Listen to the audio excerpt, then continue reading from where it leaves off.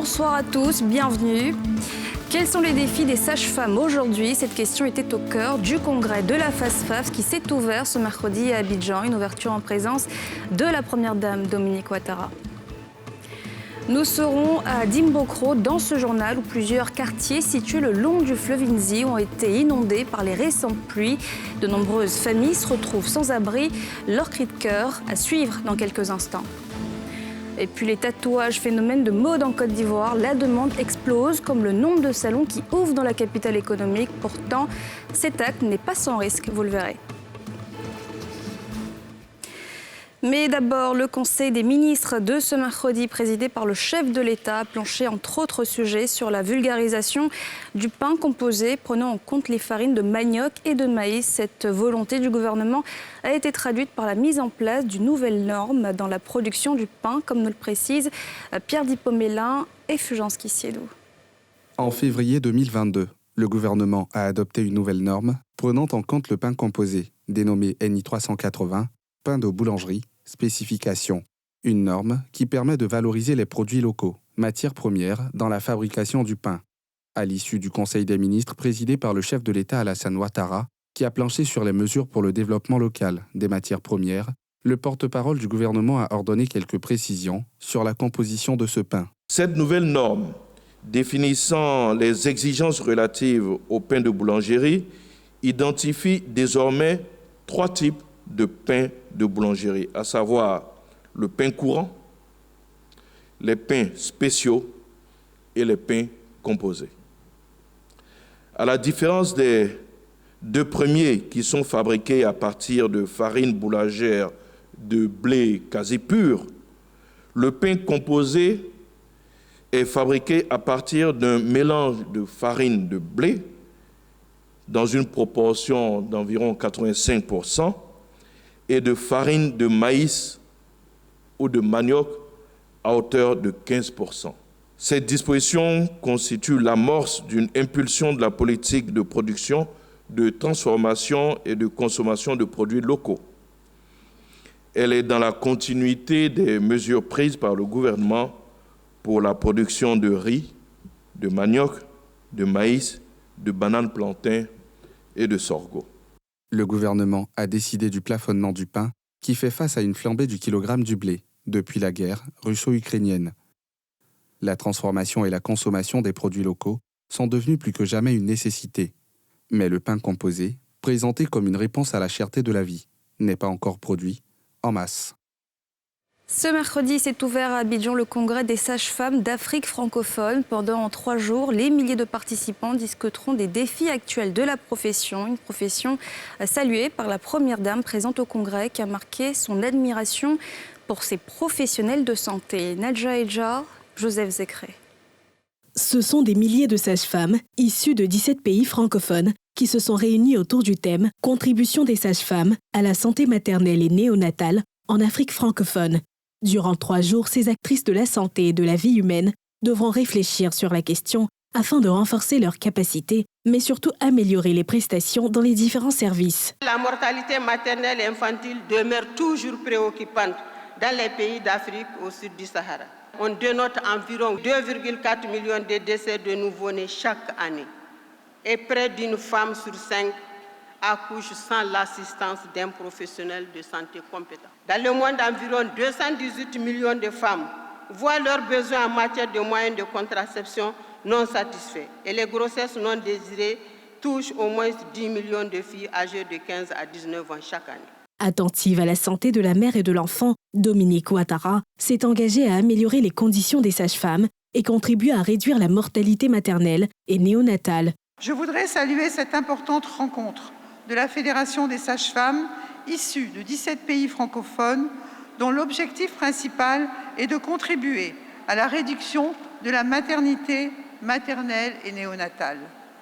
En effet, le rapport 2021 de l'État de la pratique de la sage-femme indique que la sage-femme bien formée, diplômée et compétente peut constituer le fer de lance de ce combat. J'ai bien noté votre demande que vos conditions de travail soient améliorées.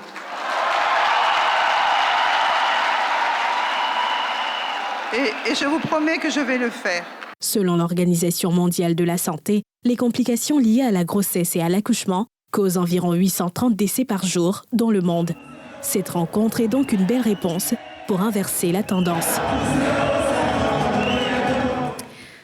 Je vous conduis à présent à Dimbokro. Plusieurs quartiers de la ville ont été inondés après les récentes pluies diluviennes, causant de nombreux dégâts matériels et des populations qui se retrouvent aujourd'hui sans abri. Pierre Dipomela.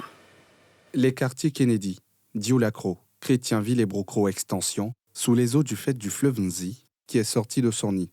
Au passage, plusieurs habitations inondées. Les populations tentent de sauver ce qui peut en l'être.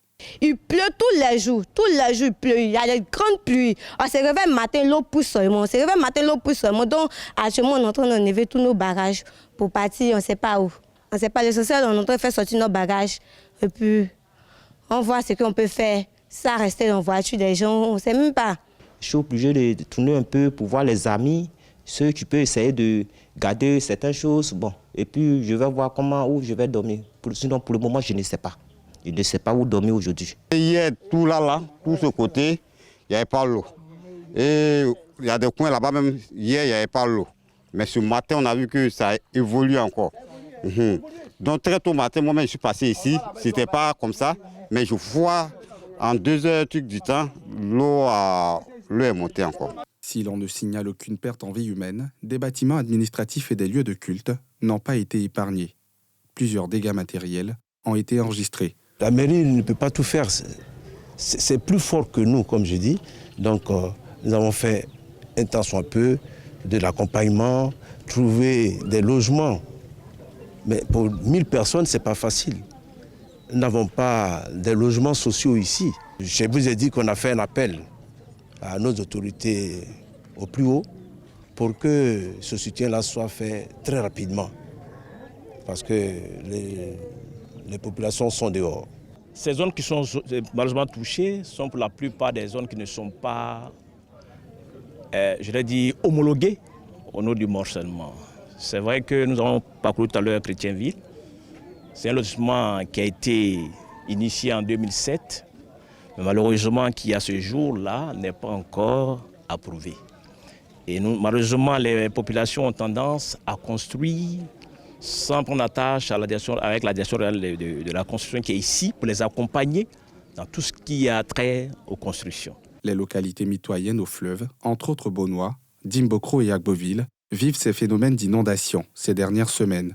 Si ces faits saisonniers sont liés au changement climatique d'une part, des experts évoquent aussi d'autre part l'ensablement de certaines embouchures le long des côtes ivoiriennes. Et puis l'épidémie de dengue en Côte d'Ivoire. Fin septembre, le bilan faisait état de 380 cas et 3 décès. Pour endiguer la maladie, une rencontre d'information et de sensibilisation des populations initiée par le ministère de la Santé s'est tenue à Bingerville en présence de Mardoché Kwasi et Tanguy Kona. Quand il pleut, que l'eau reste à l'intérieur, ça donne ceci. Oui. À l'intérieur, il y a les bébés des moustiques. Alors pour éviter ça, il faut soit éviter de stocker les pneus sur les toits de cette façon, soit percer tous les pneus avant de les stocker. Il faut faire des trous dans les pneus pour ne pas que l'eau reste à l'intérieur. Quartier EECI, dans la commune de Bingerville. Une équipe de l'Institut national d'hygiène publique, INHP, est sur le terrain pour sensibiliser les populations sur les mesures à prendre pour se prémunir de la dengue, une maladie transmise par la piqûre d'un moustique, porteur de l'un des 4 virus de la dengue. Objectif, circonscrire l'épidémie actuelle et engager les communautés dans la gestion des lieux de reproduction du vecteur de la maladie. Le district sanitaire de Cocody-Bingerville est considéré comme l'épicentre, c'est-à-dire le point chaud, c'est-à-dire là où il y a le plus de cas. Et c'est pour ça qu'on s'est déplacé à Bingerville. Ce n'est pas vraiment par hasard. On est en plein quartier EECI pour qu'eux, à leur tour, ils puissent relayer l'information dans leur communauté auprès des membres de leur famille, auprès de leurs voisins.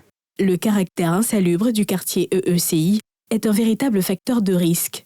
Il faut donc se débarrasser des retenues d'eau dans les pneus usagés ou tout autre récipient pouvant favoriser la ponte des œufs et la multiplication des moustiques, des herbes ou autres ordures à proximité des habitations, d'où la mise en place d'un comité d'hygiène et la remise de kits de salubrité aux populations de ce quartier après la sensibilisation. Un geste salué par les autorités locales et les bénéficiaires. Nous avons accueilli avec joie ces messages-là parce que ce sont des gestes qui doivent maintenant nous habituer, qui doivent nous accompagner au quotidien, dans notre quotidien. Et cela nous permettra de pouvoir éviter, un tant soit peu, tout ce que nous avons comme cette maladie-là. Je vais plutôt lancer un appel à la population pour lui dire qu'on ne peut pas faire notre bonheur malgré nous-mêmes. Dans notre bonheur, nos actions sont impliquées. C'est pourquoi, automatiquement, on a lancé l'opération Coup de balai au quartier EECI. Avant le quartier EECI, c'est le lycée Mami Oufoué-Fété de Bingerville qui a accueilli l'équipe de l'INHP pour parler de cette maladie aux élèves en vue d'en faire des relais pour leurs parents. La dengue est une maladie mortelle qui partage les mêmes symptômes que le paludisme. Il est donc recommandé de se rendre dans le centre de santé le plus proche dès la survenue des premiers signes d'un accès palustre.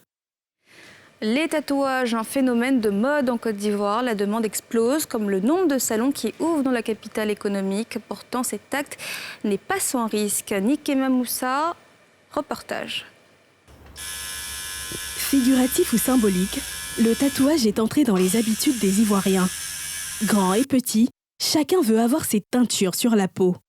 Sur le dos, le ventre, les mains ou toute autre partie du corps, c'est selon le choix des amateurs qui considèrent ces dessins sur le corps comme un accessoire de mode, mais aussi un moyen d'exprimer ses sentiments. Faire un tatouage, c'est d'abord une histoire, avoir une histoire derrière ce tatouage-là, et puis quelque chose de marquant, et puis peut-être une date ou bien un mot qui vous définit quelque part. Bien sûr que j'ai un tatouage, parce que c'est vraiment beau, c'est quelque chose qui me plaît, voilà. Je songe à faire un tatouage parce qu'il y a des dessins qui me plaisent. Voilà, donc je fais un tatouage, un petit tatouage avec les initiales de ma fille, c'est tout. Mais l'idée du tatouage n'emballe pas tous les jeunes. J'ai pas de tatouage parce que j'aime pas. Parce qu'on n'a pas besoin de se tatouer pour être belle. Moi, je vois les jeunes se mettre sur le bras, souvent dans le dos. Moi, ça m'inquiète un peu parce qu'ils ne savent pas ce qu'ils font, parce que c'est pas joli à voir. Voilà. Un homme normal doit se mettre, doit laisser son corps tranquille comme ça. Chéné est tatoueur professionnel. Il exerce ce métier depuis 21 ans. Pour lui, le tatouage est un tableau qu'on emporte avec soi. Le tatouage, c'est un peu comme un tableau ambulant. Partout où tu passes, ça te suit. Il y a des personnes qui ont perdu un parent, un être très cher. Il y a des tatouages significatifs. Il y a des tatouages aussi qui marquent quelque chose de très important. Chacun sait pourquoi il est tatoué en fait. C'est une structure. Voilà, c'est un boulot. C'est pas, on ne se lève pas pour être tatoueur. Non, non, non. Tant qu'il y a la place sur ton corps que tu veux te tatouer, tu peux te tatouer. Mais il faut pouvoir aussi assumer. C'est un peu comme une thérapie. Il y a des gens qui ont une douleur forte, qui viennent se faire tatouer automatiquement parce qu'elles ont envie de dégager quelque chose d'autre. Ça ne s'explique pas, mais ça se vit. Le tatouage existe sous plusieurs formes. Ils sont aussi culturels comme ici, appelés communément djabi. Chez les Malinqués, le henné est utilisé majoritairement pour les occasions spéciales telles que le mariage. Généralement, les gens mettent ça pour les mariages et autres. Mais moi, c'est juste pour le fun. J'ai un anniversaire, donc c'est pour ça que je fais. Pour ceux qui ne veulent pas les tatouages permanents, tu peux venir te tatouer. Ça fait 1 semaine, 2 semaines, et puis ça part. C'est plus des femmes, parce que quand elles ont des cérémonies, comme le mariage, baptême, elles viennent pour faire le henné. Je préfère ce tatouage par rapport aux épilations parce que ça fait plus ressortir la beauté de mes sourcils. C'est vrai que souvent ça irrite la peau, mais avec les médicaments, ça passe quoi. Mais il faut faire attention, des tatouages peuvent causer des problèmes de santé, selon ce dermatologue. Généralement, les tatouages, ça amène des personnes à utiliser des aiguilles. Donc on va en quelque sorte perforer la peau. Donc les 2 premières couches de la peau, et c'est à ce niveau-là qu'on va introduire le produit qui servira au tatouage. Et en perforant la peau, on peut amener des microbes. Tous ces différents types de microbes peuvent être amenés au niveau de la peau et donc entraîner des infections par la suite. Donc quelqu'un qui fait des tatouages peut être infecté par exemple par le virus de l'hépatite B, le virus d'autres hépatites. Il peut faire des infections bactériennes, faire des abcès, ainsi que d'autres infections particulières. Pour éviter qu'il y ait des infections, d'abord, la personne chez qui on doit faire le tatouage, déjà, il faut qu'il y ait une bonne hygiène de peau. Ensuite, la personne qui va procéder au tatouage aussi doit avoir une bonne hygiène dans son travail. L'environnement dans lequel il travaille, tout doit être bien propre. Le matériel qu'il utilise aussi doit être propre. Artiste, athlète, star ou anonyme, le tatouage a touché tous les profils. Cependant, c'est un élément disqualifiant pour certains concours publics, tels que celui de la police et de l'Institut national de la jeunesse et du sport, INJS. Du sport à présent, va-t-on vers une nouvelle crise dans le football ivoirien? On vous le disait avant-hier, une nouvelle association de footballeurs vient de voir le jour. Il s'agit de l'UFPCI, mais cette dernière n'est pas reconnue par la Fédération ivoirienne de football. La FIF reconnaît uniquement l'AFI qui a été suspendue par la FIFPro, la Fédération internationale des associations de footballeurs professionnels, et qui légitime l'UFPCI. Salif Yalekwe, Mathurin Badé et Cheikh Bleu. Va-t-on vers une nouvelle crise dans la famille du football ivoirien? Les footballeurs professionnels ont désormais deux associations, l'AFI et l'UFPCI. La première, l'Association des footballeurs ivoiriens, AFI, a été créée en 2009. Cette association, qui est un groupement d'intérêt au sein de la Fédération ivoirienne de football, est membre de la FIFPro.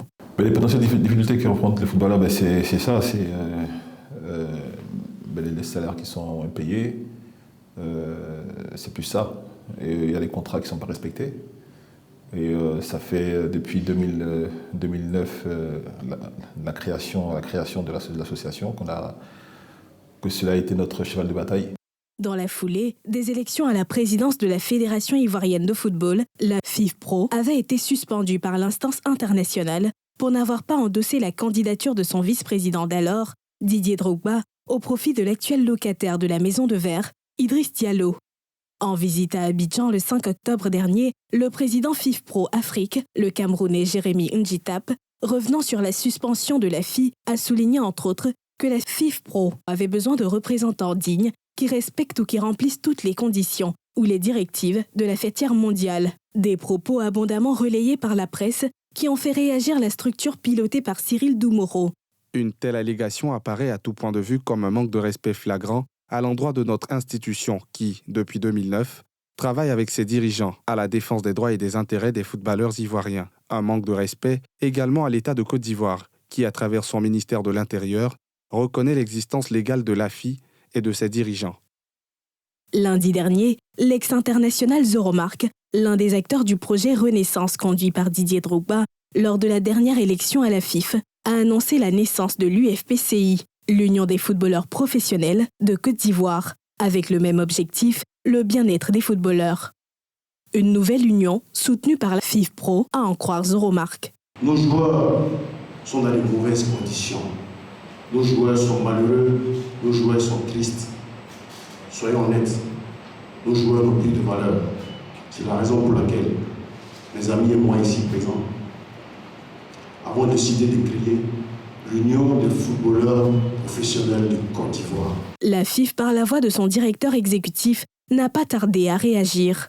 Il est bon de préciser, conformément aux dispositions susvisées, que la FIF n'admet comme membre reconnu qu'une seule association par groupement d'intérêt du football. Dès lors, la seule association reconnue dans le cadre des footballeurs professionnels est l'Association des footballeurs ivoiriens. Deux associations avec les mêmes objectifs, l'une reconnue par la FIF, l'autre soutenue par la FIFPro. La bataille pour la légitimité auprès des joueurs ivoiriens, surtout locaux, est lancée.